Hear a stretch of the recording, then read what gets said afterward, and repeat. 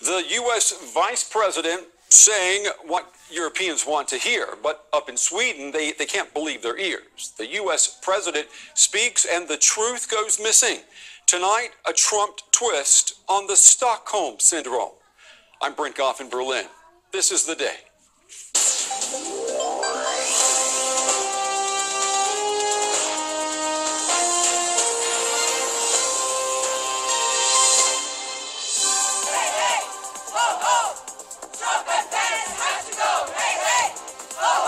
And so today it is my privilege on behalf of President Trump.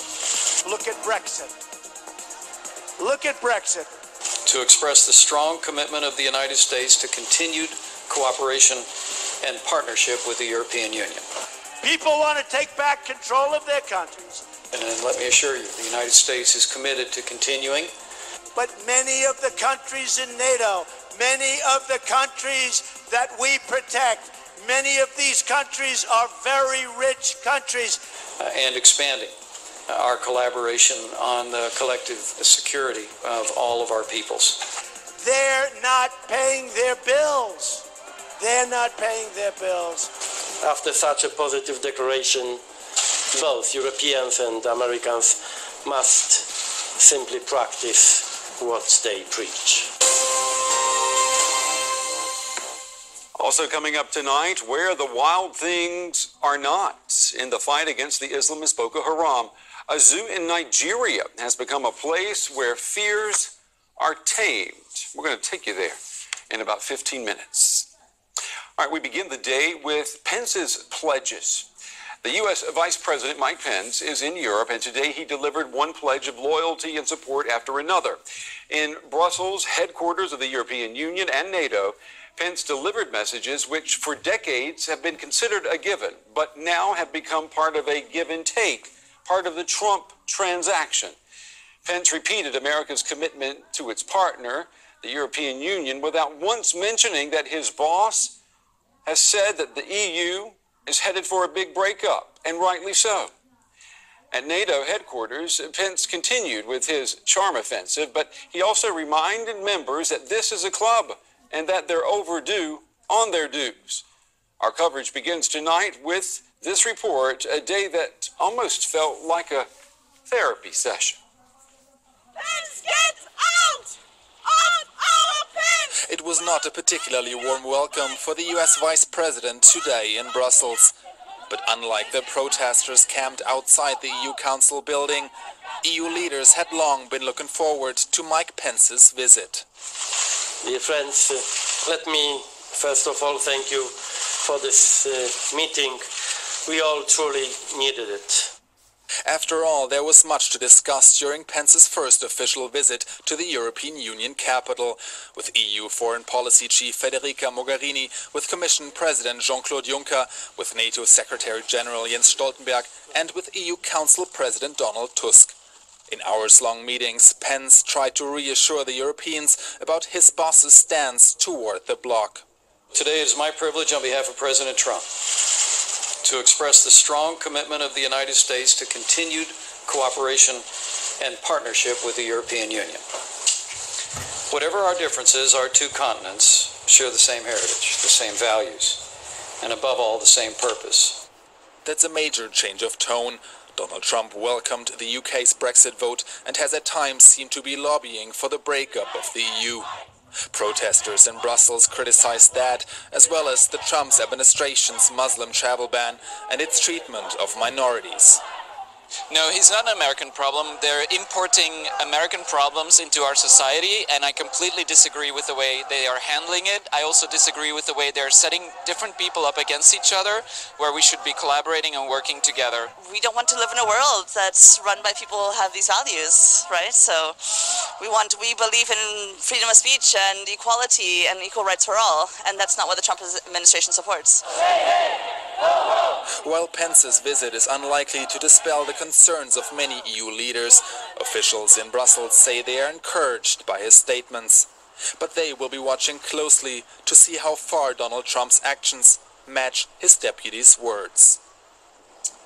All right, we want to bring in our Brussels bureau chief now, Max Hoffman. He's been on the story for us all day. Good evening to you, Max. Let's do a little before and after the Pence pledges today. Would you say that NATO and European Union leaders, do they feel better tonight compared to the way they felt this morning?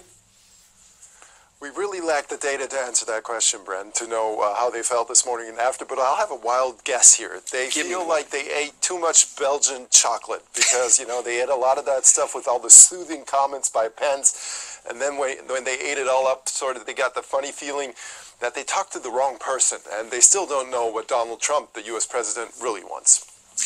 Last weekend, the U.S. president, again, held Brexit as this example of people taking back control of their lives and taking control of their governments again. Today, Vice President Pence said that America is basically the European Union's best friend.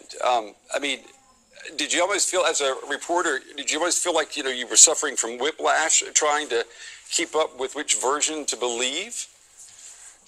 We're getting used to it because he's not the first to do that. We had James Mattis, the U.S. Secretary of Defense, here last week, and this was not Pence's first stop. As you know, he was at the Munich Security Conference as well. So we've seen these parallel universes. His ministers say one thing, and it almost feels like any administration that was here in the last decades, giving their reassurances, pledging their commitment, and at the same time, the U.S. president tweets something or says something, for example, at a rally in Florida where he invents terrorist attacks in Sweden and criticizes NATO. So that's the dilemma we are in, and that's the dilemma that makes European leaders be very skeptical of what Pence said. Even if they believe him, that he believes it, they still don't trust that this is really going to happen. So I think more and more European leaders are ready to judge the Trump administration solely by its actions, not by its words. And also we've been hearing from many leaders in the last weeks that they are at least going to try to take